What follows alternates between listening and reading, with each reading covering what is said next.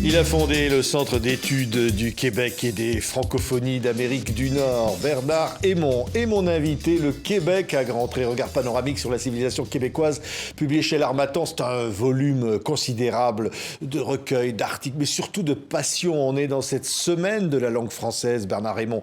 Quand on pense à la langue française, on pense à nos amis du Québec et on se dit, ils se battent depuis si longtemps pour cette langue française, encore aujourd'hui. Oui. Mais des fois, ils sont un peu tannés, comme on dit là-bas. Hein. Oui, mais ils se battent toujours courageusement. Il y a toujours un noyau dur, extrêmement... et d'autres qui suivent plus ou moins bien. Voilà.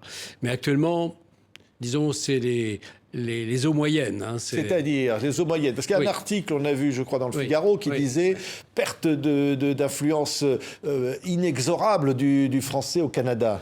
Oui, alors inexorable, moi, vous me direz, je suis peut-être un incorrigible optimiste, mais j'ai vécu 8 ans là-bas et à peu près tous les ans, on disait, ça y est, le français à Montréal, c'est foutu. Et on switch d'une langue à l'autre, etc. Alors, est-ce que c'est pire que les fois précédentes? Non, puis l'année d'après, ça allait mieux, ça s'était redressé. Vous voyez, mais évidemment, on n'est pas impunément francophone en Amérique du Nord. Hein. L'anglais est partout, il s'infiltre partout. Oui. D'abord, on leur dit le phénomène d'immigration, phénomène surtout les médias hein, qui sont... quelle chaîne on voit sur 40 chaînes, il y en a... Heureusement, Bernard Raymond, qui a TV5 Monde, la chaîne de la francophonie.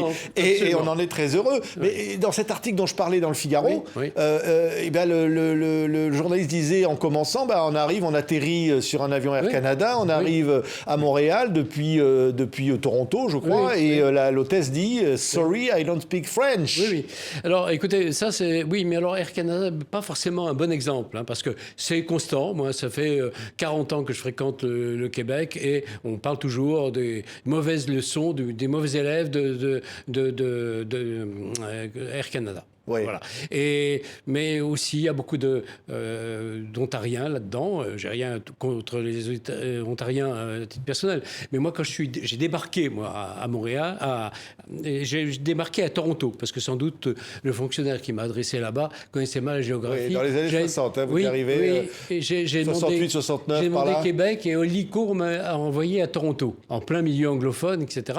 Alors là, j'avais classé les personnes en trois. Moi, naïvement, je pensais que tout le monde connaissait un petit peu de français. Et alors, il y avait les I don't. C'était I don't speak French. Hein. Puis il y a ceux qui disaient sorry, I don't. C'était déjà un petit peu mieux, c'est pas, avec un petit peu de politesse. Et puis la troisième qui disait I wish I could. Oui, C'était les trois catégories. Oui. Alors, c'est l'histoire de ces 8 millions incroyables pionniers. Et vous racontez dans ce livre cette aventure, quand même, avec tous ces événements. Bon, la France, évidemment, en 1760, qui s'en va, la monarchie britannique qui la remplace. Et de toute cette histoire, on retient quoi, au fond? On se dit, c'est une aventure inouïe, le Québec. Oui. C'est une aventure inouïe. Ça a failli être l'Amérique du Nord. Hein, on a failli parler français partout en Amérique du Nord. C'était un empire dont il y a de beaux restes, c'est le Québec, hein, mais qui s'étendait de l'embouchure du Mississippi à l'embouchure du Saint-Laurent. Hein, mais malheureusement défendu par 170 forts. Hein, longue haleine sur 5000 km pratiquement, et avec les 13 colonies anglaises sur la côte. Oui. Nous, on avait l'intérieur. Oui, donc d'où l'explication par rapport notamment aux Français, parce que là, on a l'influence anglaise qui arrive. Et malgré ça, le français résiste. On va à l'arrivée à un moment donné du Parti québécois. Oui. Qui va conforter cette langue française. Il y a trois choses qui ont sauvegardé le français, et je dirais, c'est l'hiver. Hein, parce que manque de communication, manque de chemin, la neige, tout le monde est pétrifié pratiquement pendant 6 mois. C'est une des raisons pour lesquelles le français se maintient. C'est le grand protecteur voilà. Donc, deuxièmement, ça éloignait, ça éloignait du conquérant britannique. C'est très rare que... il y a eu quelques révoltes, etc. Là, on envoyait des troupes depuis Ottawa, mais c'était tout à fait exceptionnel. hein. Et la plupart du temps, ils restaient là. Puis, deuxièmement, ils ont été majoritaires très longtemps encore. Il ne faut jamais oublier. Une chose est conquérir un pays sur un territoire immense. Une autre chose est de l'avoir en main. Les Britanniques sont restés en dessous des 50% jusqu'à la fin du 19e siècle. Oui. Le français, aujourd'hui, est parfois considéré comme une langue de perdant. C'est ça oui, alors c'est ça, il y a un phénomène de mode. Alors, et c'est curieux parce qu'il y a 4-5 ans, je peux vous dire, au contraire, c'était le nec plus ultra de parler français. Les Anglais, les anglophones, ils mettaient je veux dire, c'était une mode positive. Et maintenant, c'est une mode négative.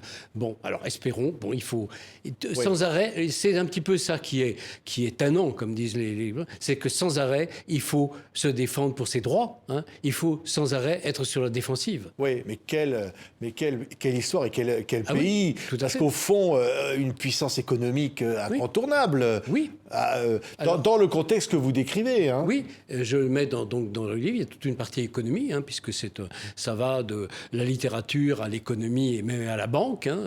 Et là, l'économie, vous verrez, c'est l'équivalent pratiquement de l'économie d'Israël ou du Portugal. Ouais. Une petite nation de 8,5 millions. Ils sont, je ne sais plus, au 400 et quelques énième rang pour la population, mais ils sont au 17e pour l'économie. Ouais, mais est-ce qu'on pourrait dire 2 siècles de conflits larvés entre anglophones et francophones? 2 siècles de conflits larvés. Si, c'est même pas ça. Il y a eu des conflits armés, notamment la fameuse crise des Patriotes en 1830, 1829, mais c'est plutôt une ignorance mutuelle. On parle, il y a un livre qui a été écrit par un anglophone d'ailleurs, de Twin Solitudes. Les solitudes jumelles, hein. Chacun avec son système de valeurs, sa culture, ses formes de religion, protestantes d'un côté, catholiques de l'autre, etc. Deux mondes, mais qui s'entrecroisaient de temps en temps. Oui. Et alors, la libération, entre guillemets, vis-à-vis de l'Église catholique au Québec, qui était quand même très, très importante, a eu une influence déterminante. Oui, alors on dit que, l'Église a été quand même, je disais tout à l'heure, je n'ai pas terminé, qu'il y avait une deuxième cause. Il y avait donc l'hiver comme protectrice, et il y a eu l'Église catholique, il faut quand même le rappeler. Elle n'a pas eu que des effets positifs, mais s'il y en a eu, c'était du point de vue de la langue. Car il ne faut jamais oublier, il y a eu près de 10 000 religieux qui sont partis de France. C'était pratiquement la seule émigration autorisée pendant très longtemps par les autorités britanniques pour quand même qu'il y ait un minimum d'éducation qui se continue. Donc c'était des jésuites, c'était des eudistes, c'était toutes sortes de congrégations et qui ont servi étonnamment la langue française. Sans ça, elle aurait périclité, elle serait devenue comme le Cajun en Louisiane. Oui. Alors est-ce que pour préserver cette langue française, est-ce qu'il faut passer par des lois, des interdits, des obligations, comme parfois ça a été fait d'ailleurs dans l'espace public, hein, il y a eu des lois. Comme nous, on l'oublie souvent, hein, on a la loi Toubon, hein, qui est plus ou moins appliquée, comme vous savez, en France, on s'en plaint. Mais là, ils ont la loi 101, hein, ça a été, je dirais, la principale conquête de la venue au pouvoir du Parti québécois, à défaut de l'indépendance qu'ils ont raté à quelques voix près, il ne faut jamais l'oublier, hein, 40 000 voix sur un pays de oui, parce que ces deux combats sont liés, hein, l'indépendance de la langue française. Oui, parce que tout s'organise autour de la langue. Et d'ailleurs, autrefois, on disait qui perd sa langue, perd sa foi, qui perd sa foi, perd sa langue. Maintenant, c'est qui perd sa langue, perd son identité.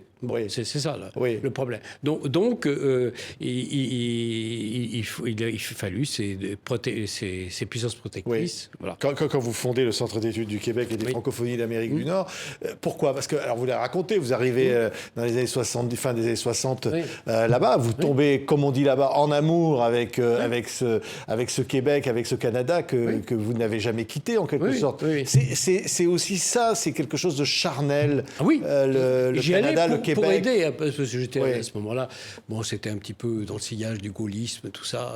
J'étais jeune prof et je rêvais d'aider les Canadiens français qui, visiblement, à l'époque, voulaient la souveraineté. Ils voulaient desserrer le carcan qui pesait sur les épaules, plus ou moins une espèce de colonisation des esprits.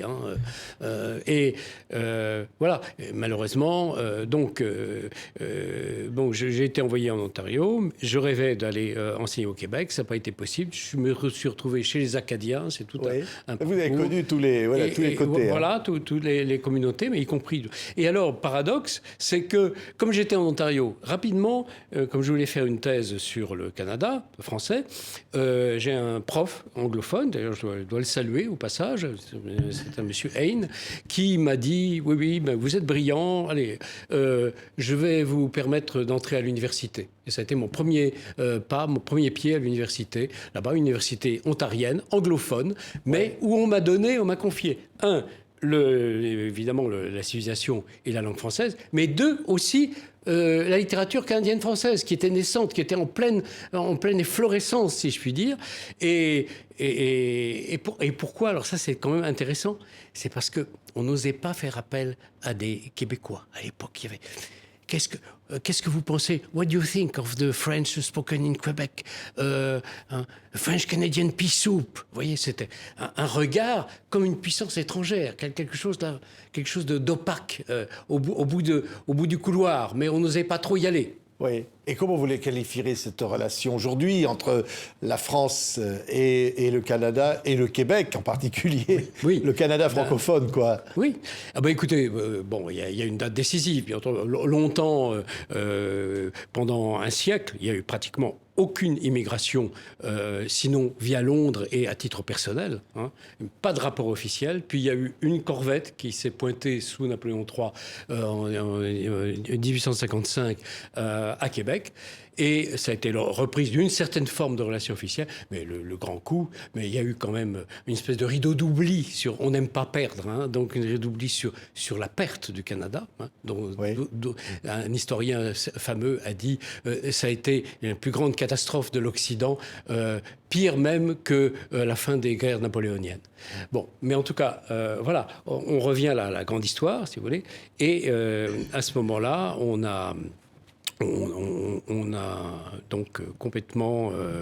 voilà, il y a eu le général de Gaulle qui s'intéressait depuis très très longtemps. Ce qu'on ne sait pas souvent, c'est qu'après l'appel du 18 juin, il y a eu, le 1er août, un appel aux Canadiens français. Je viens chez vous pour que vous me donniez des leçons de résistance. Quand même assez formidable. Et des récentes recherches ont prouvé qu'il s'y intéressait depuis son jeune âge. Il y avait toute une culture dans sa propre famille, à Lille, etc., sur la Nouvelle-France, donc l'ancien Canada.